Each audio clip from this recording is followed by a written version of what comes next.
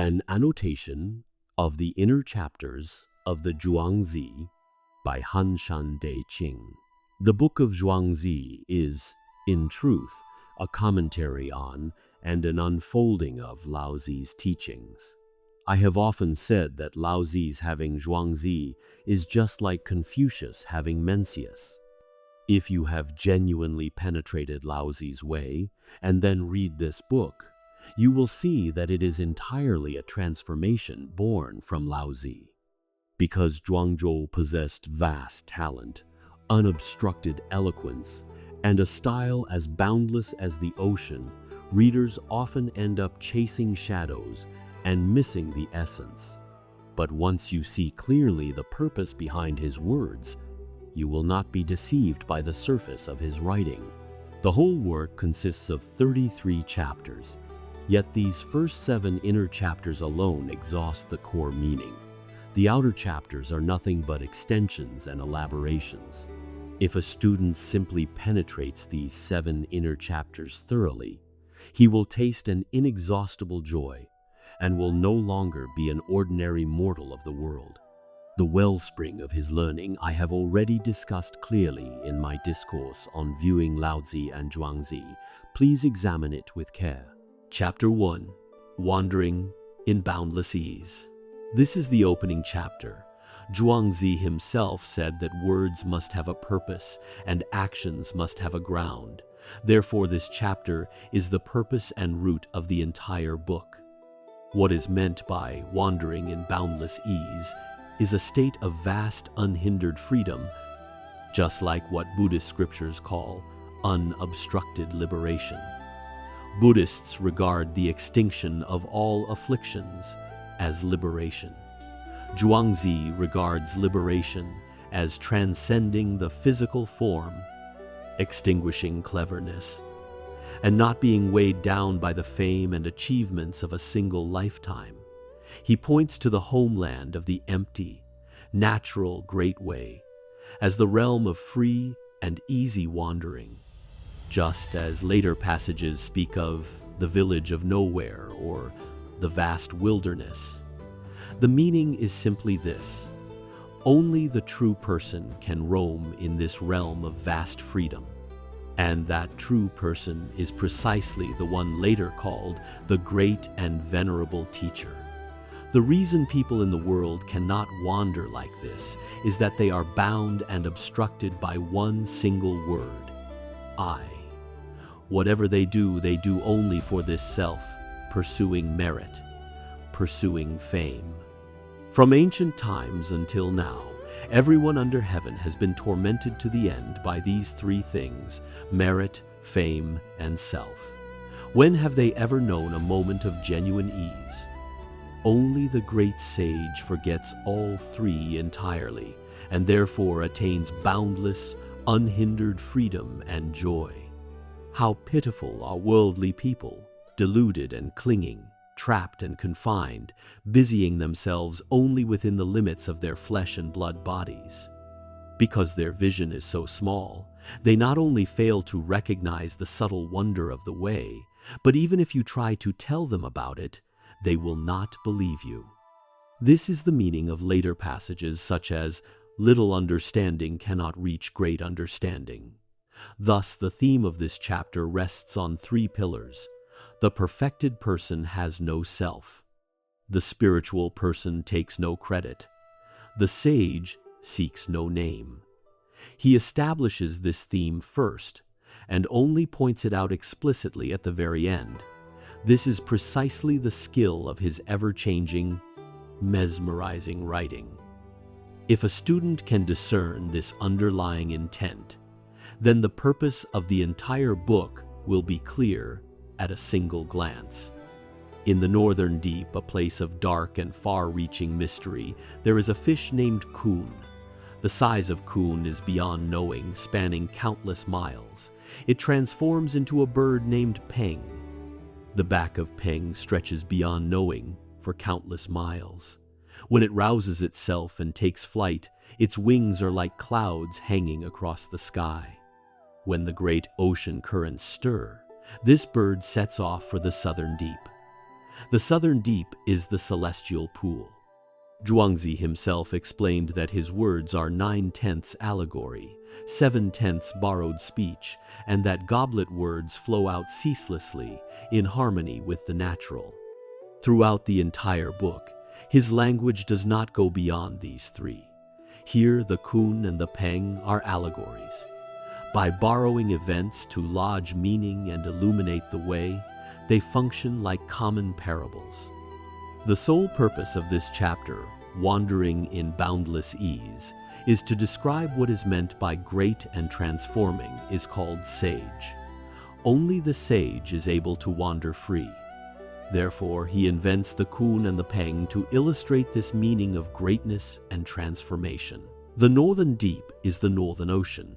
Because it is so remote that ordinary people can never see it, it serves as an image for the subtle and profound Great Way. The fish kun in that ocean represents the embryo of the great sage nurtured within the substance of the Great Way, just as a kun of such magnitude could never be nourished except in a sea as vast as the northern deep. Its transformation into peng illustrates exactly great and transforming is called sage. Yet kun, though huge, is still a crude, lumpen thing who could recognize its greatness. Only when it transforms into peng does its greatness become visible. When peng's wings spread like clouds across the sky, its scale becomes even more apparent than when kun was hidden in the water. Rouses itself and takes flight means that a bird so enormous cannot rise easily. It must summon all its strength to lift off. This symbolizes how the sage, though possessing the fullness of the way, remains hidden in deep, still obscurity, making it hard to manifest his function. He must rouse the entire power of the way before he can leave stillness and enter movement. So peng must rouse itself before it can soar. When the sage finally emerges into the world, he shelters all living beings like the wings of the great bird covering the sky. Hence the image of wings like clouds suspended from the heavens.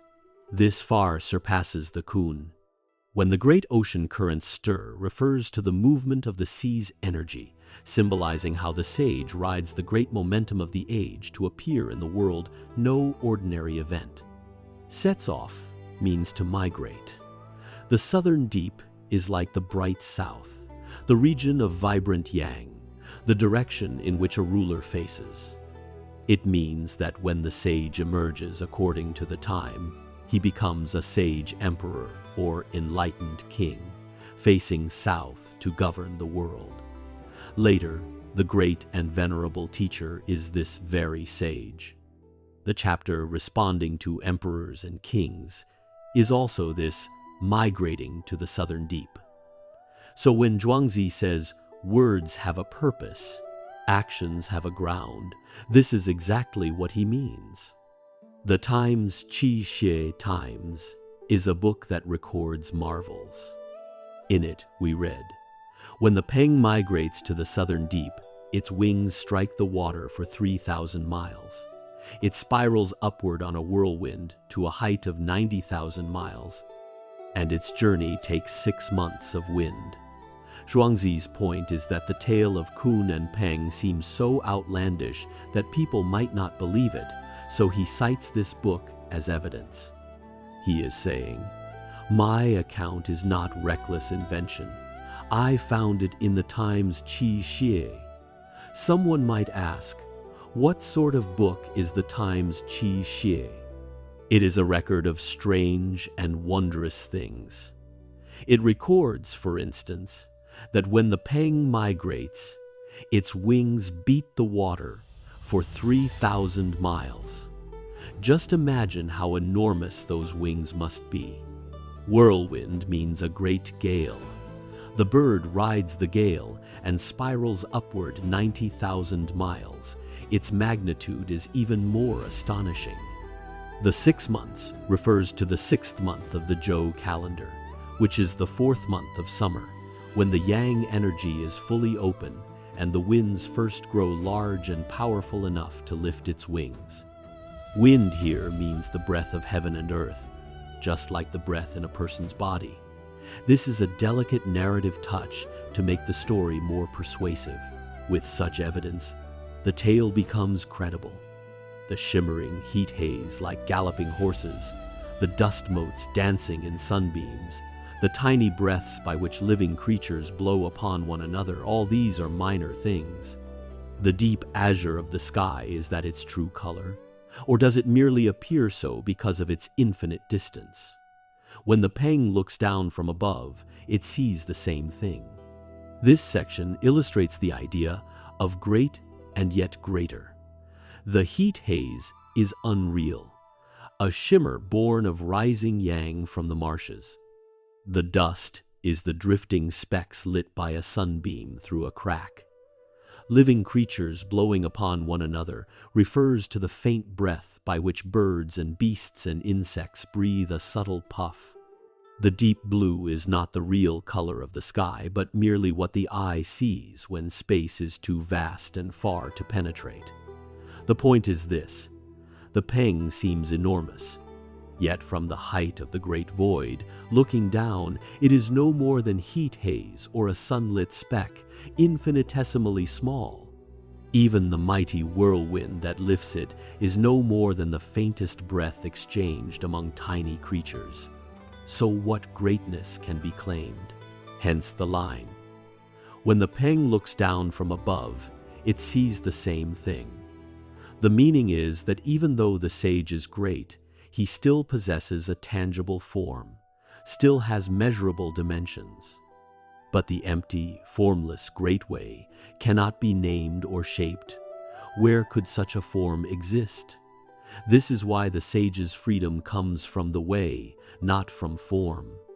If water is not deep enough, it lacks the strength to carry a great ship.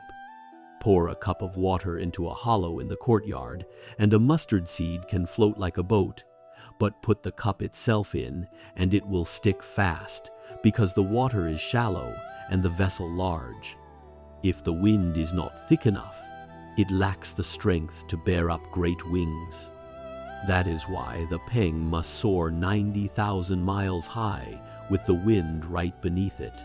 Only then can it ride the wind with nothing above to block it, and only then can it set its course for the south. This passage sums up the story of Kun and Peng and their southern migration, using it as a hidden metaphor for the great sage, who must be deeply nurtured and richly accumulated before he can bring his gifts to the world. If the waters of the northern deep were not so deep, they could not nourish the great Kun. And when Kun transforms into Peng, even if it longs to fly far, without a mighty wind beneath it to lift and carry it, it could never reach the southern deep. The implication is that unless the source of the way is deep and vast, it cannot nurture the embryo of the great sage. Even if the sage's fullness is formed, without transformation, it cannot achieve great function. Even with great function, unless he rides the great momentum of the age's rising tide, he cannot emerge to accomplish his vast and luminous work. This is why one must deeply nourish and thickly accumulate, awaiting the right moment to move, so that the sage's essence and function can be fully realized. Therefore, the text uses water and wind to depict this deep accumulation.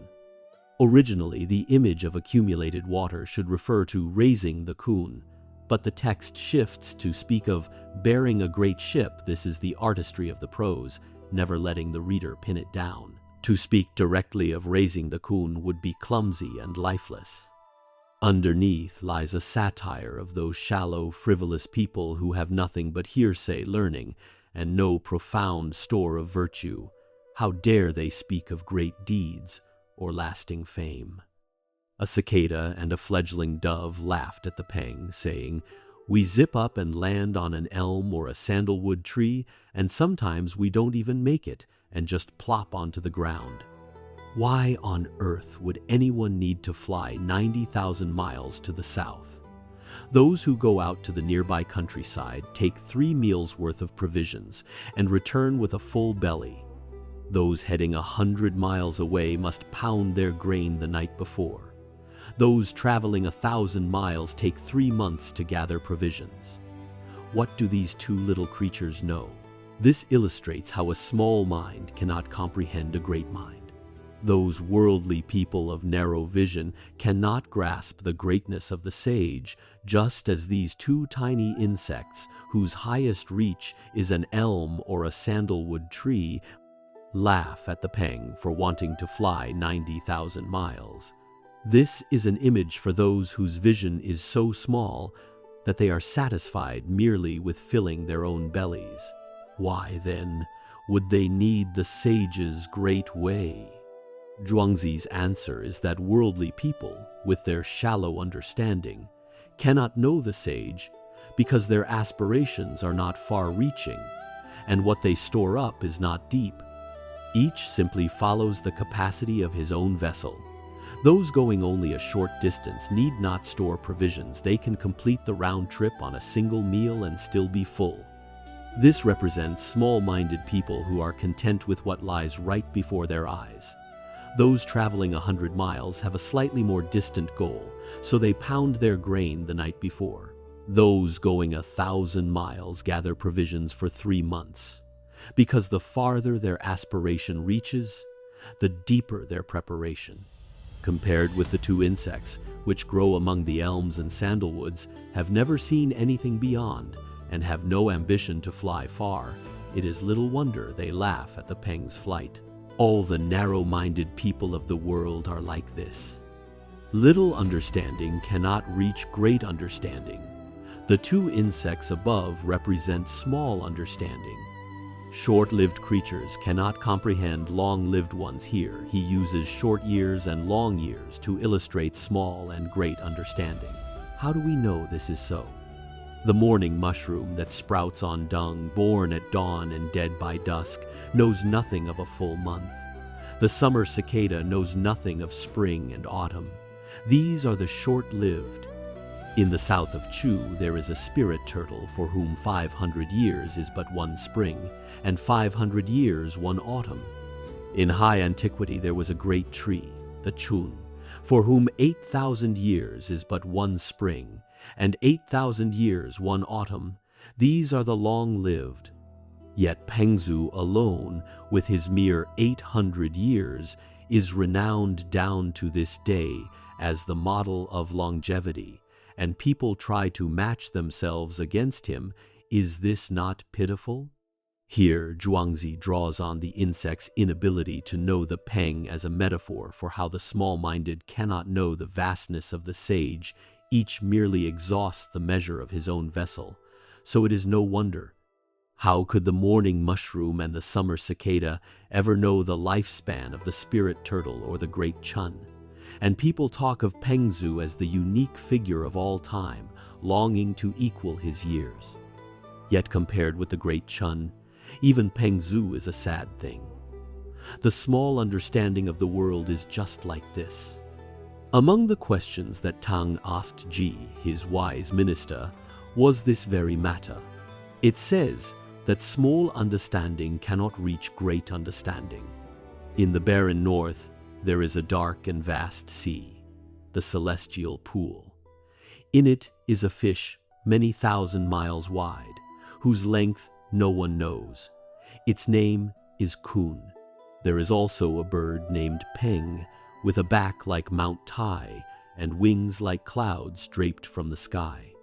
It spirals upward on a twisting whirlwind to 90,000 miles, pierces beyond the clouds, shoulders the blue sky, and then sets its course for the south, making for the southern deep. A little marsh quail laughed at it, saying, "Where does it think it's going? I bob up and down just a few yards and come right back down, flitting among the reeds and bushes. That is the highest flying there is. Where on earth is it going?" This is the distinction between the small and the great. Earlier, the Times Qi Xie Times was cited to confirm the story of Kun and Peng. Now, Tang's question to Ji is cited to confirm the principle that small understanding cannot reach great understanding. This is like what Tang once asked Ji about. And here, Kun and Peng are invoked again, not only to confirm the immensity of the fish and the bird, but also to prove the distinction between small and great. Thus, a single citation serves a double purpose. The story is the same, but the intent differs.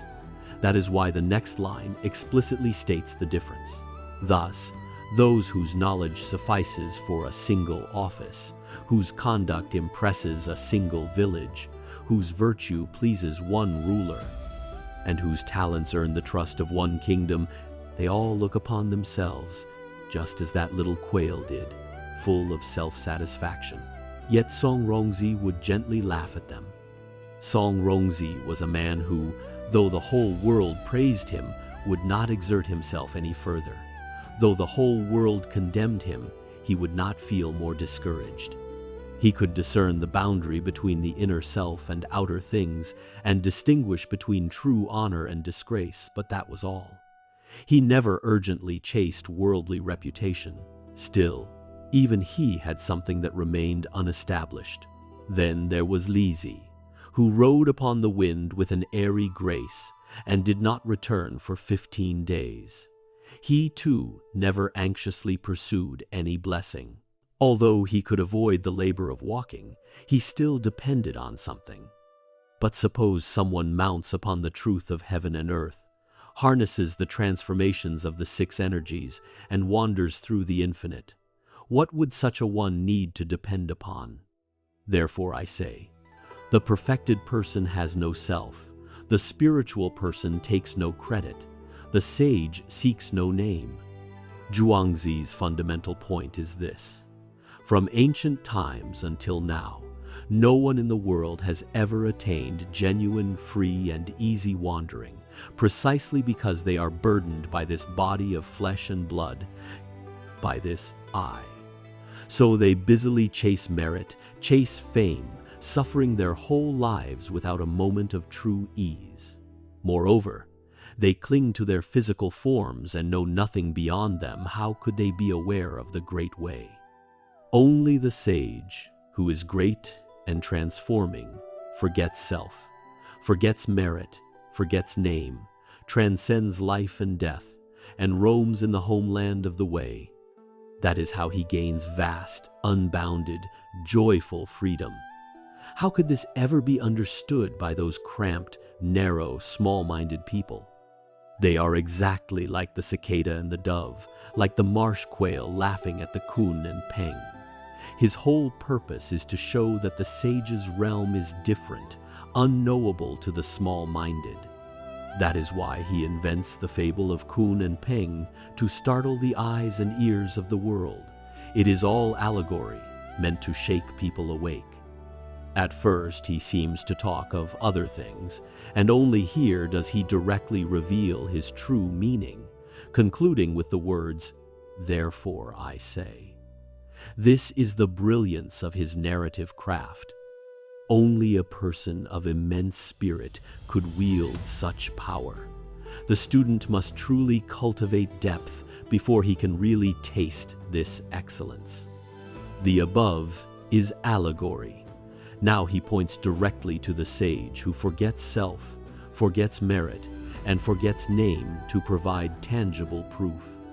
Yao wished to cede the empire to Shu Yu, treating his own governance as mere achievement and offering it away here.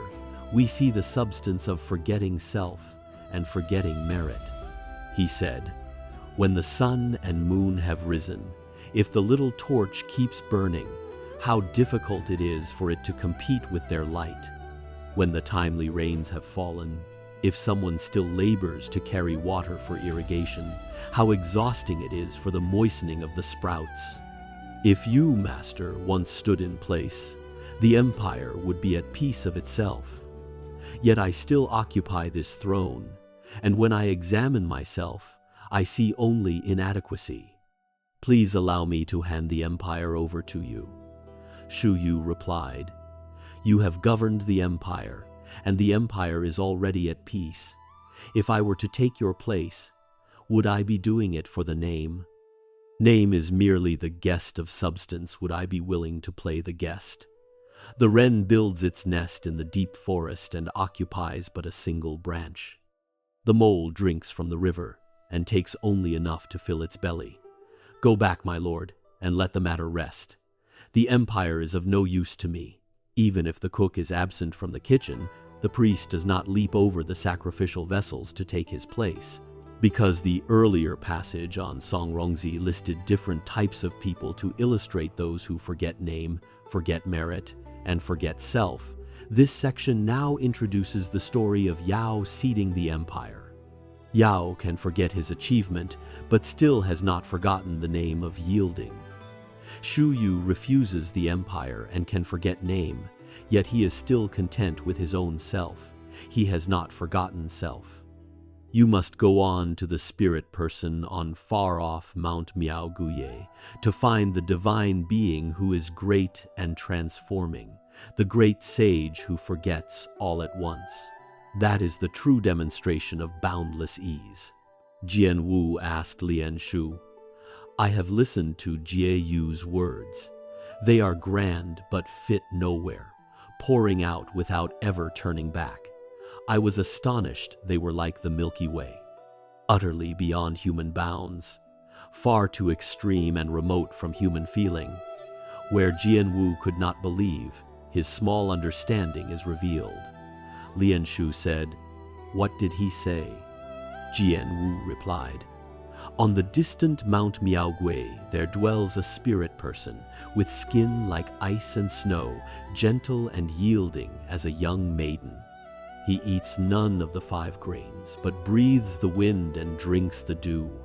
He rides the clouds, drives flying dragons, and wanders beyond the 4 seas. His spirit, concentrated and still, keeps all creatures from harm and brings the harvest to full abundance.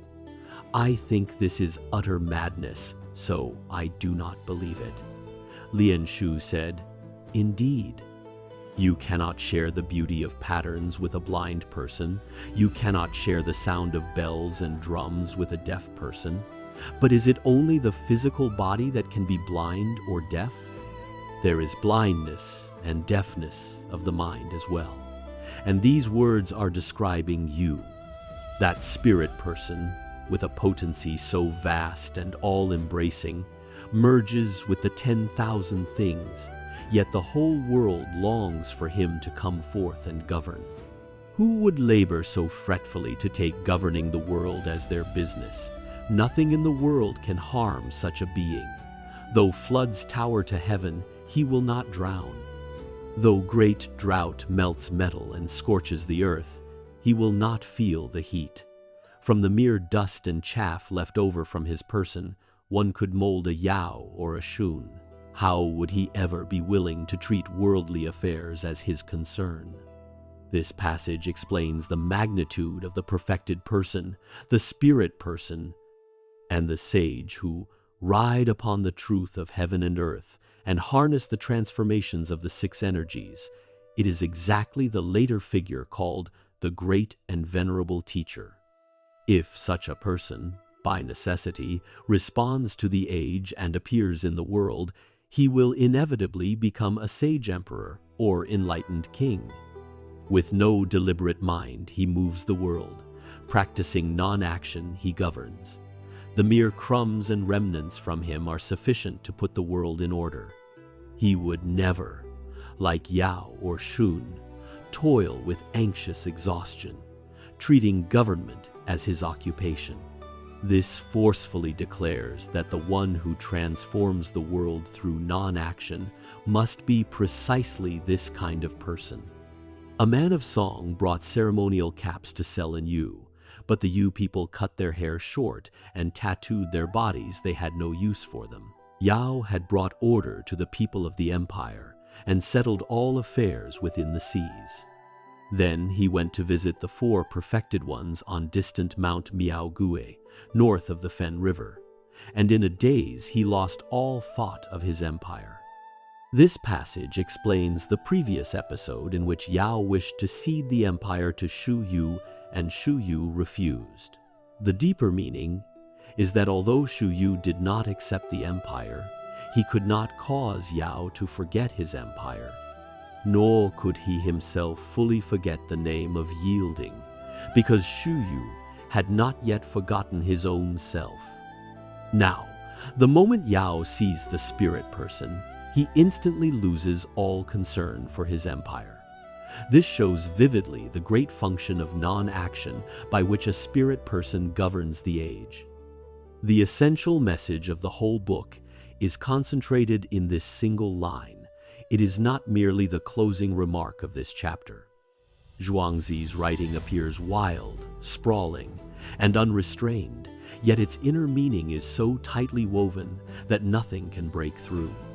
Even in this one chapter, wandering in boundless ease, the thought penetrates the spirit to this degree. With the theme of boundless ease now concluded, the earlier sections were what is called allegory and borrowed speech. What follows are the goblet words, almost like a playful theatrical flourish to express what lay in his heart.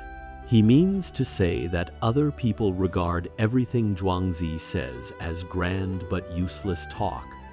But the truth is that people do not know how to use things. The seeming useless is actually the great use. This he unfolds through the words of Huizi. Huizi said to Zhuangzi, "The king of Wei sent me some seeds of a great gourd. I planted them, and it grew to hold 5 bushels. If I filled it with water, its walls were not strong enough to lift its own weight. If I cut it to make a ladle, the ladle was so flat and broad, it had nowhere to go. It is not that the gourd wasn't huge, but since I found it useless, I smashed it to pieces." Zhuangzi said, "Master, you are simply clumsy at using great things." There was a man of song who was skilled at making a salve that kept the hands from chapping in the cold. For generations his family had used it while bleaching silk. A stranger heard of this and offered 100 pieces of gold for the formula. The man gathered his clan and said, "For generations we have bleached silk and earned no more than a few pieces of gold. Now, if we sell the formula in 1 stroke, we will gain 100 pieces. Let us sell it." The stranger obtained the formula and persuaded the king of Wu to use it. When Yue caused trouble, the king of Wu put him in command of the fleet. That winter they fought a water battle with the Yue forces and crushed them completely. The king awarded him a fief. The ability to keep hands from chapping was one and the same formula. One man gained a fief by it. Another never rose above bleaching silk. That is the difference in how they used it. Now you, master, had a gourd big enough to hold 5 bushels. Why did you not think of making it into a great vessel to float upon the rivers and lakes, instead of worrying that it was too flat and broad to fit anywhere? I'd say your mind is still full of tangles. In this passage, Zhuangzi uses his own creative response to illuminate his teaching about the spirit person of free and easy wandering, showing that the useless is actually the great use. There is also, I suspect, a hidden layer of personal feeling. No one in the world understands him. Huizi was the friend who accompanied him through life, so he playfully banters with him to reveal his heart. It likely means that even if a sage exists, there must be someone in the world who can truly recognize and know him before he can be of use to the age. The language seems like jest, yet the heart behind it is bitter. In passages like this, you must catch the flavor. You cannot read them with rigid literalism. They have a distinct savor. This is what is meant by poetry has its own special delight. Many such meaning-laden passages appear in the later chapters. Students must learn to recognize them. Though he has spoken of being clumsy at using great things, he has not yet spoken of the use of the useless. Therefore, what follows uses the great tree to draw it out. Huizi said to Zhuangzi, "I have a huge tree, the kind people call a stinking times ailanthus. Its trunk is so gnarled and swollen that no incline can mark it. Its smaller branches are so twisted that no compass or square can measure them. It stands by the road, and no carpenter even glances at it. Now your words, master, are grand and useless. Everyone alike rejects them. Zhuangzi said, "Have you never watched the wild cat? It crouches low, waiting for little creatures to stray out. It leaps east and west, high and low, avoiding nothing until it lands in a trap and dies in a net. But look at the great yak. It is vast as clouds draped across the sky. It is certainly huge, yet it cannot catch mice. Now you, master, have this great tree, and you worry that it is useless. Why not plant it in the village of nowhere, in the vast and open wilderness? Then you could roam in non-action by its side and lie down in carefree sleep beneath it. No axe will cut it short.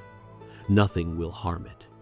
Since it is of no use, what hardship could ever come to it?" This closing section borrows Huizi's mockery of Zhuangzi's supposed uselessness. Zhuangzi, in turn, mocks Huizi's small understanding that chases fame and profit, pointing out the danger just like the wildcat that cannot escape dying in the net. The perfected person seeks nothing from the world. Outwardly, he seems entirely useless, yet he is fully capable of taking joy in the way itself and living out his full span of years. Is this not the great use of preserving life and nurturing the way? Seen in this light, what hardship can there ever be in uselessness? Although this is the goblet word's ending, it reveals clearly the joy Zhuangzi took in his own heart. How could the small-minded of the world ever understand that?